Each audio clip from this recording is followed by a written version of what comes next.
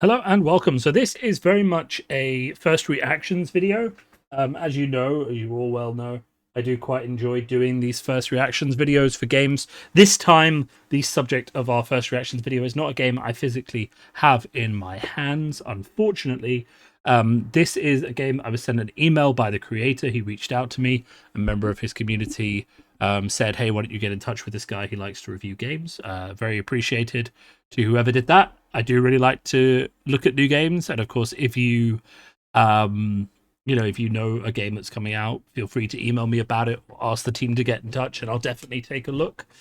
This game is called WorldBreakers: Advent of the Khanate, and the guy who got in touch said that he's a former Netrunner player, a former Legend of the Five Rings player, which of course caught my interest because I used to play all those games as well, and I appreciated the strengths that they kind of had, and I was sad to see them all cancelled. So I'm always excited to see new things coming out in that environment. We're going to watch this video in a second. It's got 412 backers on Kickstarter. It ends in 7 days. This video will be going up as soon as I can get it live, so it should still be 6 or 7 days to go. And it has received 17,000. It's worth noting that if the number's this small, this isn't like a big Kickstarter for a TCG that's gonna go to the moon. It very much does look like an LCG model of things rather than something a bit more complex. And I feel like it's just worth acknowledging that. Because I know that will turn some people off. Sorry, let's get the camera on. Get a bit of visibility going on here. My lovely plants, which keeps growing even bigger and bigger.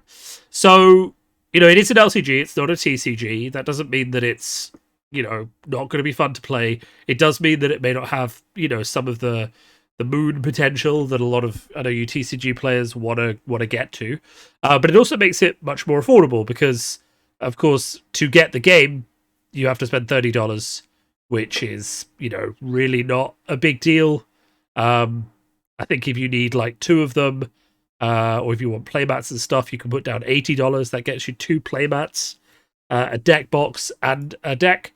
I'm not sure. I think one of these supports 2 players. So, that seems quite good. And I have a strange feeling that it will probably just be a 2-player out of the box. Because if this guy used to play LCGs, he's not going to be one of those people who sends you 1 of every card. So I imagine this is a 2-player out of the box experience. I will say it doesn't necessarily look like he has the backing of a big TCG company. So I will say that the risks on this one might be a little bit higher because it's not being done by, someone who's got sort of that kind of backing. Let's see. He's got a section on it at the bottom.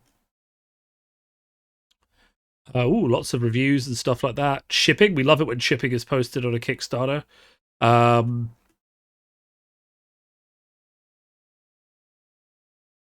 Yeah, so I mean, the risks, okay, he has already designed it. He's already done the test printing. So really, he just needs to mass produce this, which is difficult, but it's not that difficult to do. So actually, I'm going to say the risks are reasonably low on this one. But let's have a watch of this video. Let's get it up. Well, let's not do it on the big screen, because unfortunately then it will get cut off. A gift from Etuken Ech, the Earth Mother. Through Mythium, we become world breakers. Our talents are amplified, our flaws deepened. Some of us inspire and lead, others invent and explore. Many manipulate, torment, and kill. I am Kutulun, a descendant of the great Genghis Khan. I will reunite the Mongol hordes. I will finish the great Khan's conquests. I will bring forth the advent of the Khanate.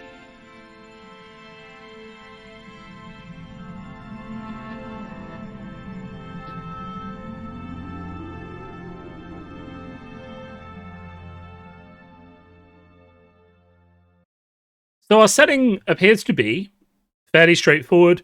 We're kind of like Genghis Khan era, so 13th century Asia. They've discovered this magic mystic substance, metal substance that is going to lead them to create, looks like, proto forms of magic technology, while also relying heavily on the setting that they're based in terms of cavalry, soldiers, and things like that, which I think is really interesting. I will say that having played Legend of the Five Rings and other games like this, I am instantly wary of, let's just call it the westernification of Asian history. And I think this is very important. So, I mean, one of the first questions I asked the developer when he emailed me was, what are your credentials? What's your review team been? You know, do you have people from that region involved in the process? You know, what has been your process to create something that is, you know, true to the environment you're representing? Because I am both a card gamer and a history nerd. I don't want to, you know, see a game that misrepresents history outside of like bits of creative license. So obviously, if you're adding in a fictional material that's going to bring magic to the world, that's completely fine. But if you're, you know, dialing up the notions of Bushido, one of the early problems that L5R had, to way more than it was in the actual setting in order to portray this drastic feudal society that isn't actually a representation of the environment and actually causes issues with the community who actually have that history to them, you know, then we run into issues. So that is just worth noting. But the design team, you know, seems like they're from a fairly mixed background, which is always a good sign, of course. When I asked about it, he did say he has a scholar of 13th century Mongolia involved from the Columbia University, has some people as well from like Mongolian culture, someone who teaches at the Mongolian State University of Art, who designed and helped a lot of the character development, as well as some other people from the community. So I feel like with this goal, they seem to have got a lot of the right people involved to handle the subject matter in, you know, as reasonable and as an accurate a lens as one could expect to have from a fantasy universe. And that's all really people want, because let's face it, if I'm diving into a game that's based in a specific historical setting, I want to have fun in that setting, but I also want to get knowledge about that setting and feel somewhat linked to and engaged in that setting. And that can only happen if there is some sort of an accurate depiction of that. Anyway, let's take a pause now and let's have a look at the rulebook. They also have a learn to play video, but we're going to read the rulebook because, as of course, one of the key facets of these first look videos is I read the rulebook and I try and figure out how quickly I can learn how the rules work. So we're going to start the stopwatch on my phone and let's have a read of the rules. I'm not going to skip over too much of the fluff, but also just want to see how quickly I can learn. The late 13th century history is altered by the rise of WorldBreakers, individuals who harness a mysterious substance to magnify their natural talents. The Mongol princess Kutulun, I'm going to get that wrong, but that's okay, a worldbreaker and ascendant of the great Genghis Khan, so we would say Genghis Khan, we would be wrong, it's however it's pronounced, is reuniting the distant tribes of the Mongol area. However, other factions are rising to oppose her, each with their own agenda. Two-player card game, which recruit followers to control the board, develop location cards for power, wrestle control of the mythium, and forever reshape history. Players start with a deck of 30 cards, easy. Take turns to play their cards, attack their opponent, and gain power. The first player to finish around with 10 power wins. Okay, so that's directly from Game of Thrones, the power system. Double-sided turn tracker, okay. Worldbreaker card, signature copies, double-sided fortification tokens, lithium counters, power tokens, stage counters, a strength marker. Ooh, I don't like dials, but that's okay. Various amounts of cards. Okay. Objective of the game is power. To start a game, go through the following steps. So put their Worldbreaker card into play. So assuming that's sort of like a hero. Get 5 starting Mythium resources. And gain 1 standing from their Worldbreakers guild. Page explains what the resources are for. Shuffle the deck, draw 5 cards. Randomly select the first player, set the turn tracker at the center of the table. First space is on that player's side of the play area. Okay, so it will bounce back between... You can mulligan, that's fine. You've been the first round of play. So far it's starting off very much like Game of Thrones. You start with 5 Mythium. Game of Thrones, you started like 5 with 5 gold. two phases, so action phase and rally phase. Again, getting echoes of Game of Thrones here. In the action phase, players alternate turns, each one taking one turn for each of the 4 spaces on the side of a turn tracker. Okay, so 4 clicks, just like in Netrunner. Okay. Begin the action phase by placing the turn marker on the first space of a turn tracker. I see. So this is the turn tracker. So it's going to go back and forth until we've all taken our 4 actions, and that's going to be the end of the turn. So that's basically Netrunner clicks. That makes a lot of sense. You ready all of your exhausted cards. Sorry, no, up here. You draw 1 card, so not 2 like Game of Thrones, but that's fine. You can pay 2 Mythium to gain 1 standing with any guild. We'll figure out what that does later. Play a card from your hand, attack, develop a location you control. You do not have to make decisions during your opponent's turn. The exception is combat, which consists of several steps and allows players opportunities to affect the game, so that's fairly normal. As you would say, during most games of Netrunner, Game of Thrones, there are options to do things. After each player has taken 4 turns, so used up their 4 clicks, we move to the rally phase. Resolve the rally ability. Some cards have a rally effect. If they have them, they can trigger them. That's fine. Resolves in player order. That's fine. Ready all your exhausted cards. Gain 2 resources. So just like Game of Thrones, draw 1 card. Okay, so you draw a card at the start of the turn and the end of the turn. That's quite interesting. Well, what is the point of drawing a card at the end of the turn if you're getting one at the start? Okay. Anyway, why not just draw 2 at the start of the round? But we'll see. We'll have to see how it goes in. No card hand limit, which is interesting. A player may run out of cards in their deck. If they do, their opponent gains 1 power. That kind of implies that fatigue is an option. Check for victory. Cool. Change player order. So the other person becomes the first player. This all seems fairly straightforward. Yeah. Anatomy of cards. Flavor text. Rules reminder. Some cards have a quill symbol. Text contains real historical information. Okay, that's cool. Other cards have a marked... Okay, so there is actually, this is very, very cool. There is a distinction between things that contain real historical information and things that contain key moments in the set's story. That's really, really nice. So you can look at a card and know that it has a symbol that's telling you something real about Mongolian history, as versus the something from the set story. That's really cool. Some cards have reminder text interspersed with their rules text. That's fine. Right, so the WorldBreaker is your character, your leader vying for control of the Mythium. So it has an ability, it has a guild, and it will have various things. Has some signature cards, that's quite interesting. I know a lot of gamers have sort of liked the idea of these signature cards because it's a very good balancing tool to keep those cards away from the thing. I'm going to stop my timer because I feel like I actually know how to play this game at this point. It's 5 minutes in. I feel like I wasted about a minute there. But ultimately, what we're seeing is a game here that plays roughly like a cross between Netrunner and Game of Thrones. You have 4 clicks, so 4 actions, slots on your turn. You can use those to attack, play cards, do all those kind of things. And then the rest of it's going to kind of go through that. You obviously have your champion in front of you. You have events that do various things, cost various things. That's fine. And I feel like the only thing I'm really missing is just how complicated the attack phase is, right?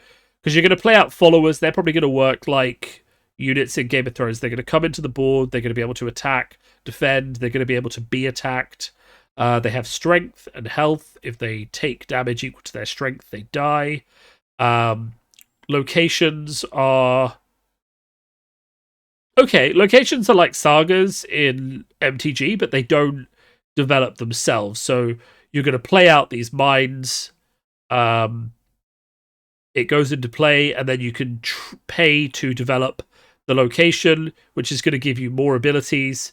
They can be damaged, which is interesting. Okay, so you have a little bit of play here that allows you to build up boards and advance those locations, which is kind of reminiscent of agendas from Netrunner, or at least the face-up ones, but they can't be stolen so easily, which I think is quite interesting.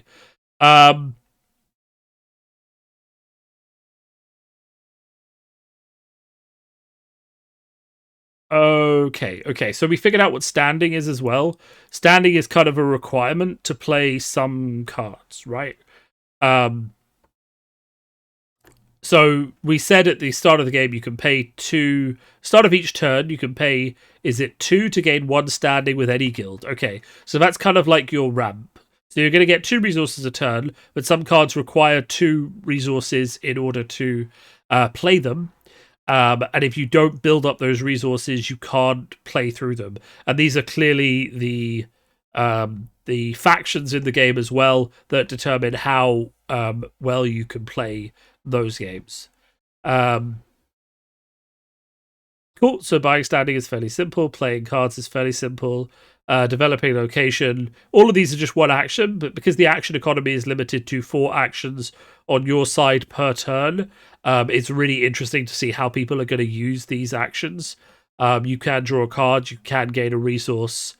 You can buy a standing. You can play a card, attack, develop a location. So there's lots of different options on your turn. And I know for a fact, after playing Netrunner a fair bit, that cards with this limited number of action economies can actually be very, very interesting to play because, you know, you're very much engaged with your opponent. The thing that Netrunner has, which can put some people off, is the asymmetricality of the game. This doesn't have that. It seems very symmetrical, but in exchange for that, you get the ability to respond to what your opponent is doing because they take an action and then you take an action. Let's have a quick look at combat, and then I think we can sort of start to wrap this up. Maybe watch their little video on how to play and make sure we've got everything. But when a player takes an attack action, that player becomes the attacking player and combat begins. The opponent becomes the defending player, fairly normal. Combat consists of 3 phases that always occur in order: the attack phase, defense phase, and the outcome phase. Once the outcome phase is complete, it's over. The attack phase, the attacker declares which followers are attacking and resolves any abilities with trigger conditions based on attacking. There are 2 steps in the attack phase. To declare an attack, you choose one or more ready followers you control, move them forward within the play area, and exhaust them. These followers are now attacking. Followers with the stationary ability can't be chosen to attack, fair enough. Some cards have your attack abilities. Those will obviously trigger now. Once the attack is declared and resolving abilities, you go to defend step. In this phase, the defending player sends their forces to contest the attack. While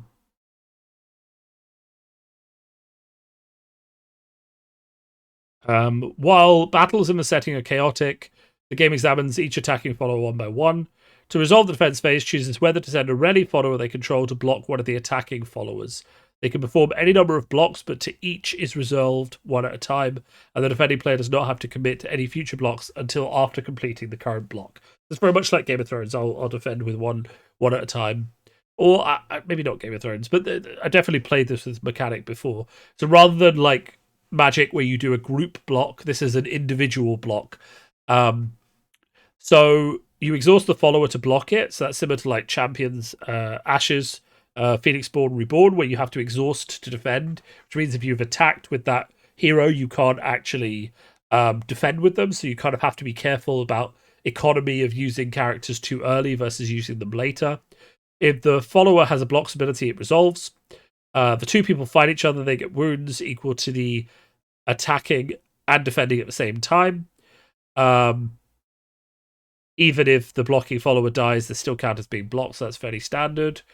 If it's still in play, it's removed from combat, it's no longer attacking, it goes back to the back row. The outcome phase determines the results of the combat. At the beginning of the outcomes phase, each follower that is attacking breaches the defender's player's forces. Remember, the followers start attacking when they are blocked. If at least one follower breaches, the attack is successful and the attacking player gains the following steps. Gain 1 power for each attacking follower you control. Resolve any breach abilities. Damage 1 location. Removes one of its stage counters. If the attack is not successful, then additional followers. So this makes perfect sense. So I declare an attack with some amount of my followers. You can choose to block any of my followers specifically. Any that are unblocked will gain me 1 power afterwards, and I will be able to remove a stage counter from one of your locations. It then recommends playing a game. There are various keywords. We're not going to get into those keywords just because they're not going to make much sense until we actually do things. So I think we have a very good understanding of the game now. I don't feel like combat would have added more than, like, say, 30 seconds to the rules. So I think this is definitely a we'll say 4-minute, 3-minute game to learn how to play initially. Part of that is because I have played things like Game of Thrones before. But it is interesting to see. So let's dig out their learn to play video now. And let's just have a bit of a watch of that, because I think that'll be interesting as well, just to see if we've missed anything. And then we're going to call it a wrap on this video. I think my initial impression is that if you like Mongolian, Western Asian, because of course it's the steppes of Asia, leading on into Europe. If you like that 13th century Mongolian feel and you like fantasy, this looks like it's going to be a fantastic game for you. The art is already making me think about the Sand Road, the Silk Road, horse riders, and all of that kind of, nomadic, semi-nomadic lifestyle, filled with like spices and silk and trade. But also, very, very efficient warriors and very, very warrior culture, which I think is fascinating. I'm not necessarily always a fan of the addition of a magic gotcha, I guess, to these kind of settings. But, if you look at something like L5R, the Kami are real and they're everywhere is just just a version of some form of Japanese history, right? So whether accurate or not, it is what it is. To WorldBreakers. Anyway, let's have a look at this. A two-player card game set in alternative 13th century history. In this video, I will teach you how to play WorldBreakers using the tabletop simulator module that can be downloaded from Steam Workshop. In WorldBreakers, you are a WorldBreaker, an individual who can harness the mysterious substance Mythium to magnify your natural talents.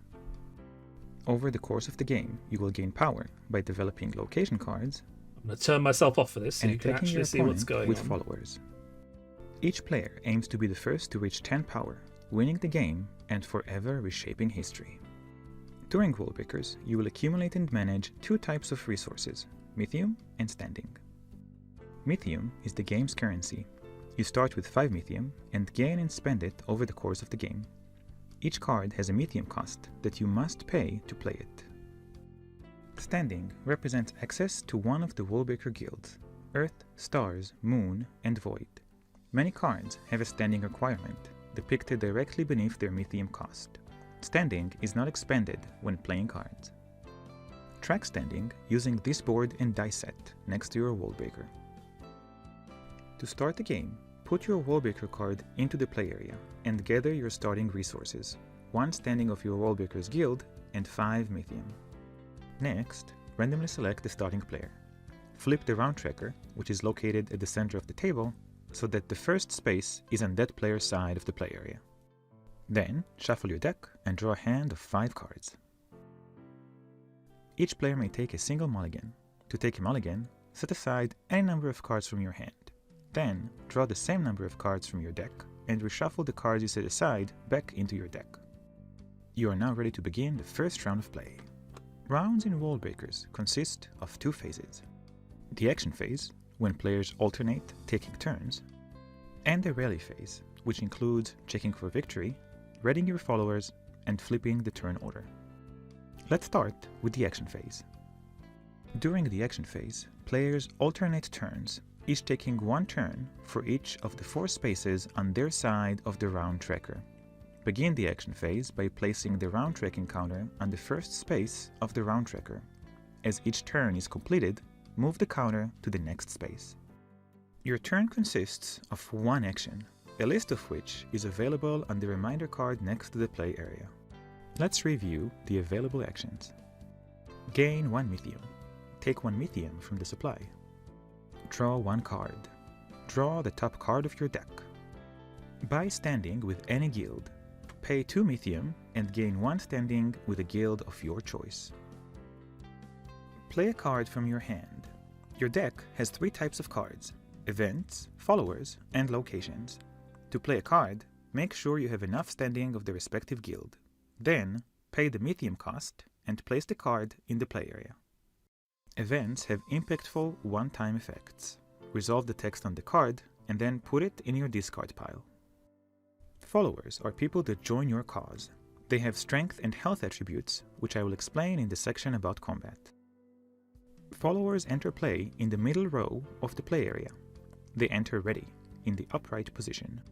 Followers can exhaust later in the round, which is indicated by rotating the card 90 degrees. An exhausted follower cannot attack, block, or exhaust again. Locations are places where Mythium can be found and typically gain you power. Each location has an ordered list of abilities called stages. When you play a location, place it in the back row of your play area and place a stage counter on each stage. Let's go back to the available actions. So just to pause here for a second, just to analyze things, right? So one problem that modern games have is essentially the gating of powerful cards from the start of the game to the end of the game, right? So the ramp through the game.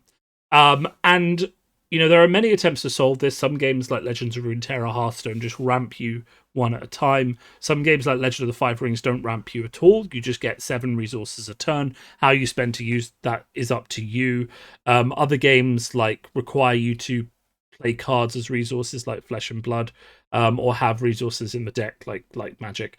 Ultimately, having resources in the deck, and I've said this many times, and I think a lot of Magic players will agree, is essentially a fundamentally flawed system. It creates capabilities for Mana Screw and Mana Flood, both of which are ways you lose a game that aren't to do with your skill level.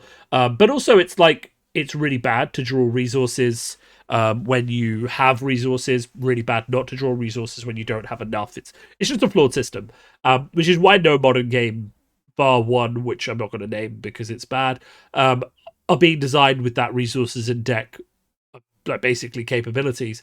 This is quite an interesting one because it doesn't gate you from the powerful cards from your guild early on. It doesn't even stop you from playing cards from other factions in your deck. What it does do is say the cost of that powerful card that's got 2 standing requirement is an extra 2 if you want to play it early game, right? Because you're going to get 2 resources a turn. It just means if you want it, you have to get it. You have to pay more for it and dedicate more resources to getting it early on. Whereas if you waited and ramped up your standing slower, you would be able to get it later on, but have more resources available. So to play this on your first turn is really expensive because it's going to take most of your resources to get the standing and play the card. Whereas getting the standing and doing other cheaper stuff means that you have the resources available. Develop a location you control. To develop a location, remove its topmost stage counter and resolve the stage that corresponds to that counter. Then, if the location has no stage counters left, put it in your discard pile. Use an action ability. If any of your cards have an action ability, you can pay the ability's cost and trigger it.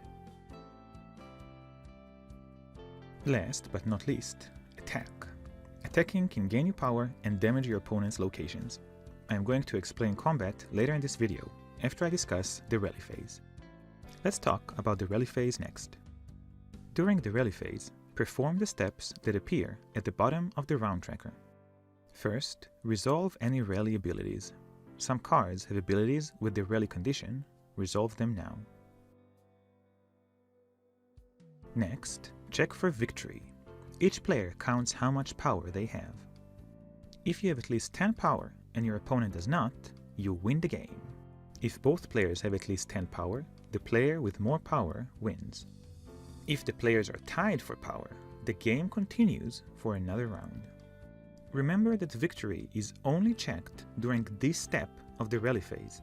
If a player reaches 10 power before or after this step, the game is not over yet.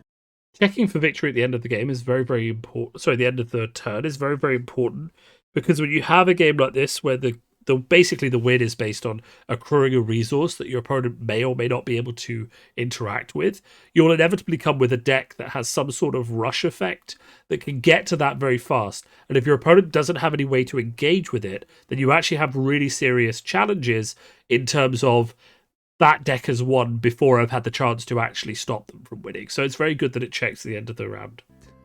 After checking for victory, ready your exhausted followers, gain 2 Mythium, and draw a card. If a player's deck has run out of cards and they cannot draw a card in this step, their opponent gains 1 power. Do not check for victory again.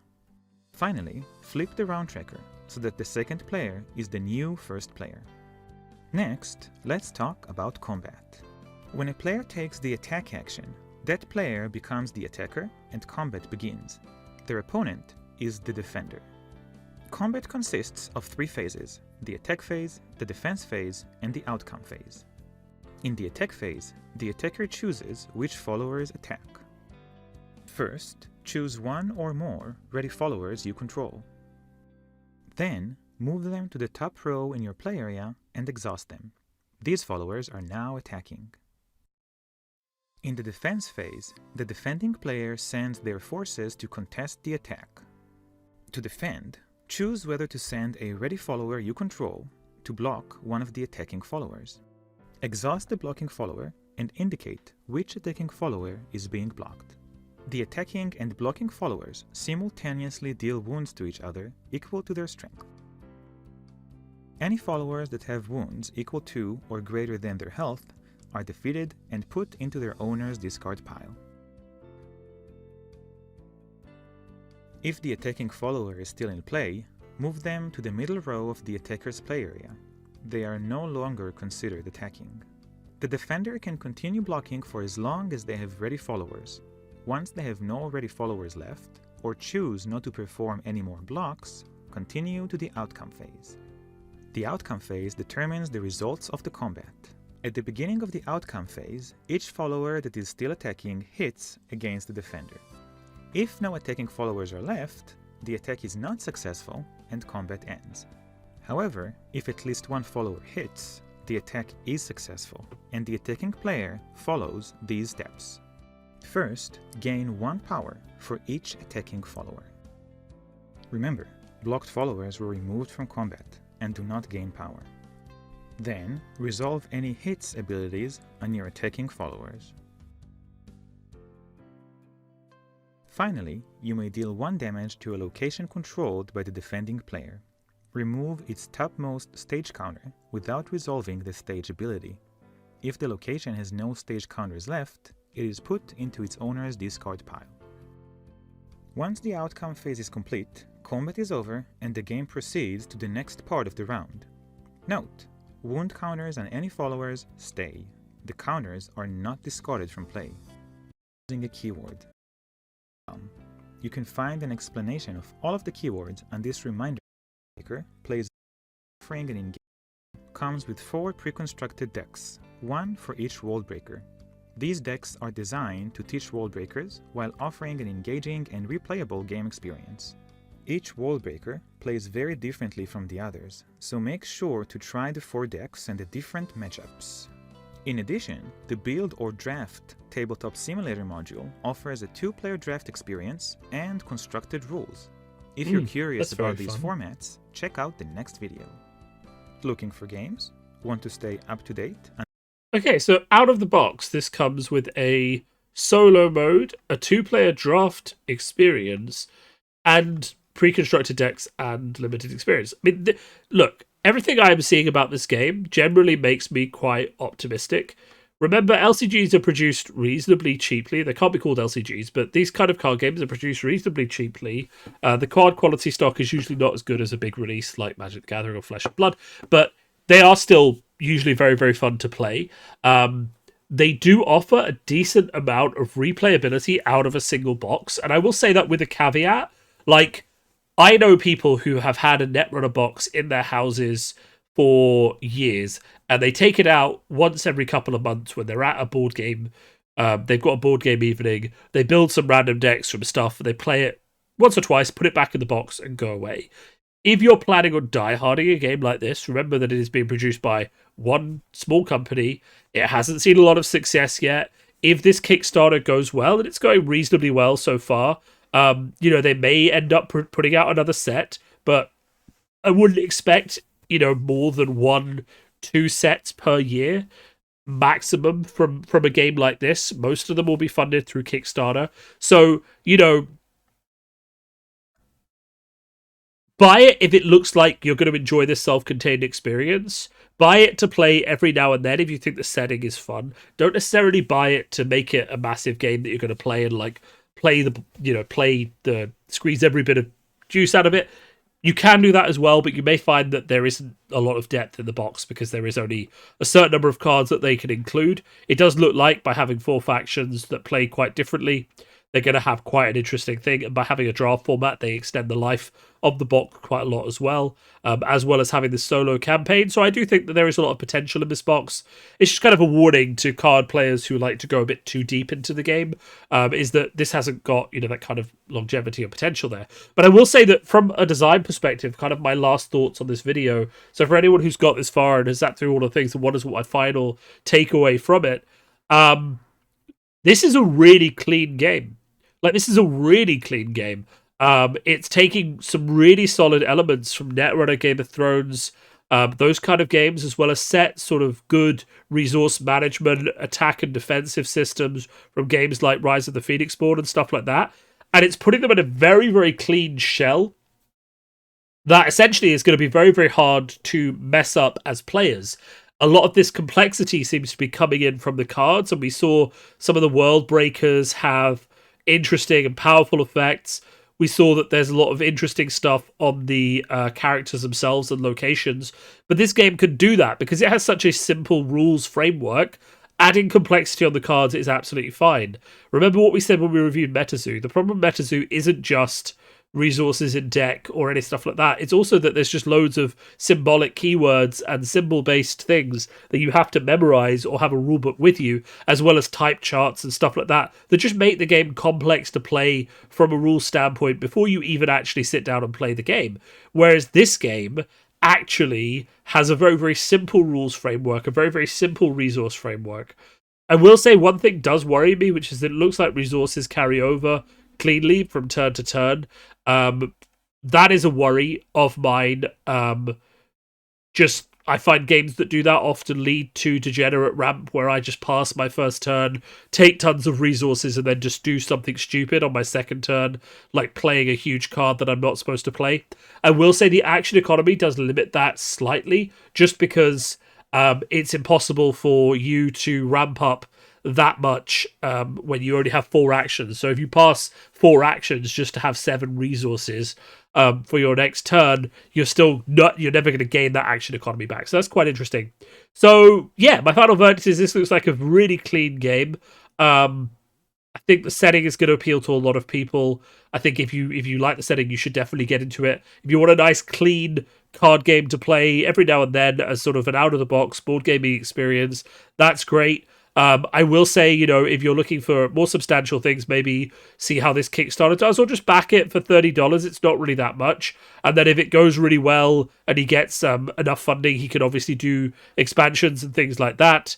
And follow up with a bit more, because this sort of game, once it sees success, it's not hard to make cards for an LCG, especially one that isn't like aiming to be a competitive game to that extent, because you don't have to worry so much about balance. You can have tabletop balance. You don't have to worry so much about about rushing a delivery schedule. You can put out 1-2 sets a year through Kickstarter and basically pre-sell them as a pre-order and have a very healthy sort of pipeline. So yeah, I might even back this project. I think it looks quite good. If you agree with me, then feel free to back it too. I also think the art is just stunning, and I think that's going to appeal to a lot of people that I know. I think the only thing really that will put people off is this isn't obviously being developed by a big company. But then if it was being developed by a big company, it wouldn't need to be on Kickstarter. There's been far too many big companies using Kickstarter to pre-sell products that they don't really need to get the money for. It's different if you're testing a new product you're not sure it's going to sell, but there's been a lot of Kickstarters recently with people just selling stuff they don't really need just to get pre-orders in and get a bit of money. That's my review. I think this is really good, really interesting, really clean. I can't really wait to see how it does.